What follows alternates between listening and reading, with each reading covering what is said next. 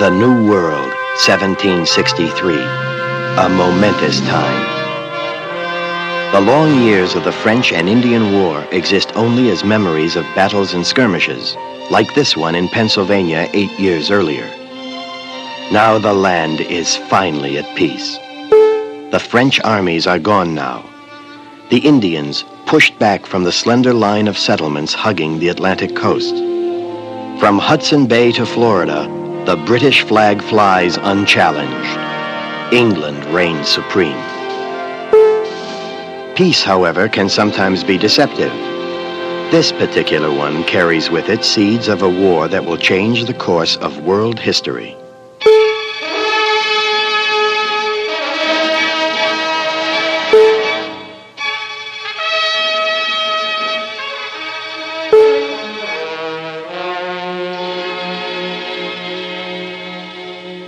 His Majesty George III, King of Great Britain, shown here with his queen and their children, ruled over one of the mightiest empires the world has known. In America, though each colony distrusted the others, they all remained loyal to the king.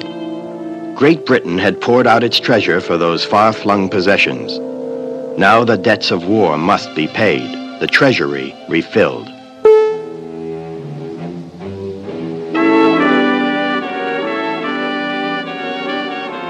The colonies had proved their worth. From ports such as Charleston, South Carolina, ships sailed for England with raw materials, then returned with finished goods for sale in America. The colonies also supported the crown with their taxes. Many of them collected here at the London Customs House in the form of duties on certain imported goods.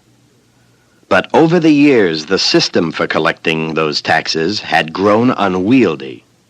Smugglers brought the colonies shiploads of untaxed luxuries from Europe and elsewhere. So King George set his government to work building a tax system for the 1.5 million American colonists, one that would make them more self-supporting and help pay for their defense. Britain's first efforts to end smuggling and collect taxes caused only a mild outcry. Its next move elicited a more spirited response. A new tax required stamps like these on printed materials such as legal documents, advertisements, newspapers, even playing cards. Though the bill managed to offend almost everyone and was met with loud and widespread opposition, Parliament adopted it in 1765. One newspaper in Pennsylvania stopped publication to avoid paying the tax. In its last issue, it printed this grim parody of the king's stamps. In the Virginia legislature at Williamsburg, Patrick Henry suggested that George III might die as a murdered tyrant. "If this be treason, make the most of it," he was reported to have replied when other members cried out in horror. But they passed 4 of his resolutions condemning the Stamp Act, and other colonial legislatures adopted similar measures.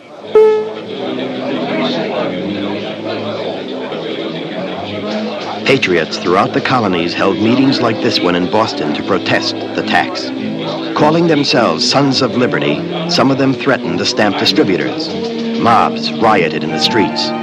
Only a year after passage of the act, Parliament repealed it. In this English cartoon, a man in a funeral procession carries a tiny casket that symbolizes the repealed Stamp Act, now dead. Ignoring signs of growing bitterness, Britain levied another tax on a few goods, including tea. Large numbers of the colonists stopped buying British manufactures. And in 1770, Parliament repealed the tax on all items except tea.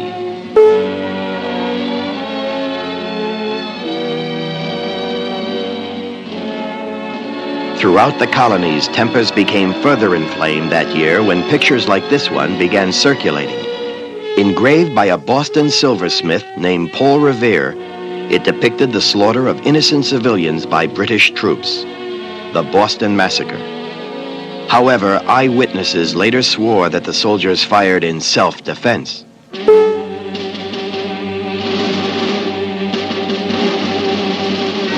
As for tea, colonists either smuggled it or used substitutes. In 1772, a group of Rhode Island smugglers boarded a revenue vessel patrolling coastal waters. They overpowered the crew, wounded the captain who had tried to enforce the laws against smuggling and set fire to his ship. Although a high reward was offered, no one would identify the culprits to British authorities. But in spite of incidents like these, tensions may well have eased had not the issue been resurrected in 1773 by Frederick Lord North, King George's prime minister. The colonists, he reasoned, would buy taxed tea if they could get it cheaper than the smuggled variety. So he removed an import duty, but left the tax on the tea and sent it on its way. But the colonies would not be bought off so easily. By now, they were just as determined to control their own affairs as Parliament was to rule them, though they technically belonged to the Crown. A mob in Boston tarred and feathered a customs officer, threatened him with hanging, and forced huge quantities of tea down his throat. In January 1774, high British officials called Benjamin Franklin, in London as agent for Massachusetts, before them. Angered by inflammatory propaganda circulating in the colonies, they heaped insults on this distinguished American subject.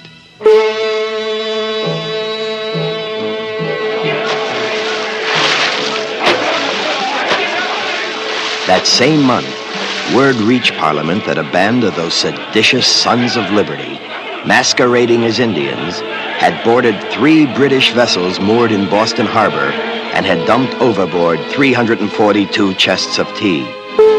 Soon, England would learn of similar acts here at Yorktown, as well as Charleston, New York, and Annapolis. Parliament moved swiftly. Singling out Massachusetts as an example to the rest, it passed a series of stringent measures that turned Boston into an occupied fortress until the tea damages were repaid. A fleet blockaded the city's port. British troops here arriving in Boston were authorized to take over private homes at will.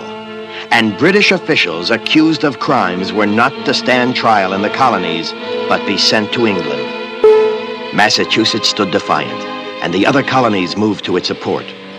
In this cartoon, printed in England in 1774, boatmen representing the other colonies deliver fish to imprisoned Bostonians. For if the citizens of Boston could lose their rights so quickly, no citizen was safe. So calls went out for a meeting of the colonies. The First Continental Congress convened in Philadelphia's Carpenter's Hall on September 5th, 1774. Here, the delegates listed their grievances and pledged to restrict trade with Britain until redress was made. Hopeful that compromise would be reached, they adjourned.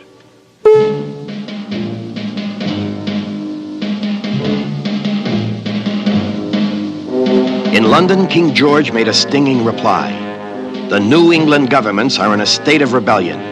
Blows must decide whether they are to be subject to this country or independent. Ensuing events would speed the approach of war. This fateful skirmish at Lexington. Minutemen defending the bridge at Concord. Once peaceful towns and villages taking up arms as the news of the fighting spread. Armed colonials poised on the heights above Boston, ready to wrench it back from its occupying forces. Clearly, Britain did not intend to back down. The situation was critical. And so again, delegates from across the land met in Philadelphia.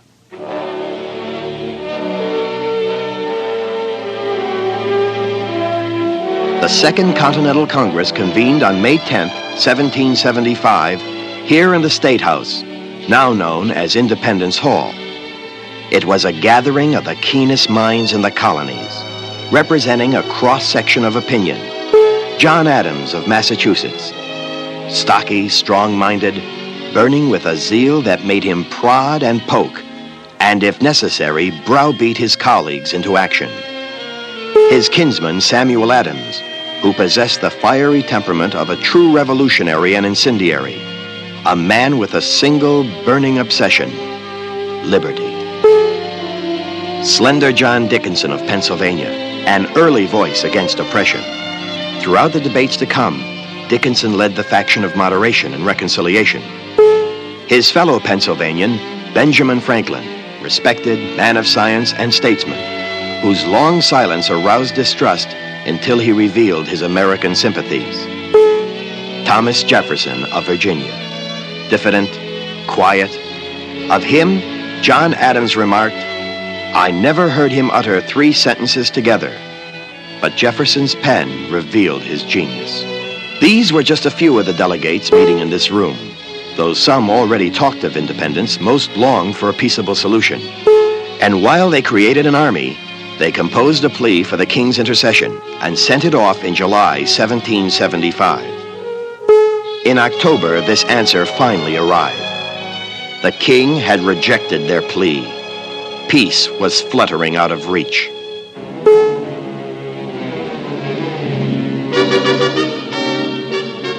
In New York City, Patriot Marinus Willett halted a British regiment embarking for Boston.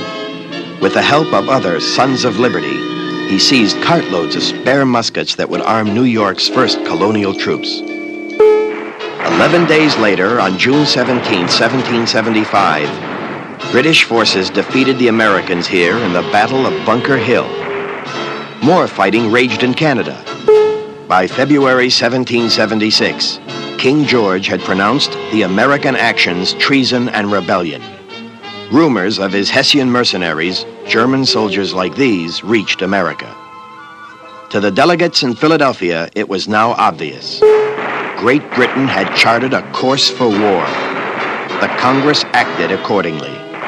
Ceasing all trade with Britain, it flung open America's ports to all the world and dispatched an envoy to France to plead for aid. On June 7, 1776, Virginia's Richard Henry Lee stood before the assembled delegates and offered a bold proposal.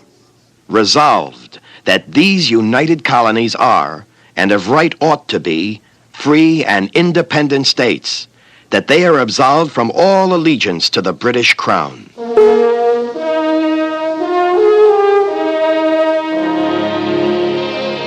After 2 days of debate, Congress decided to postpone a final decision.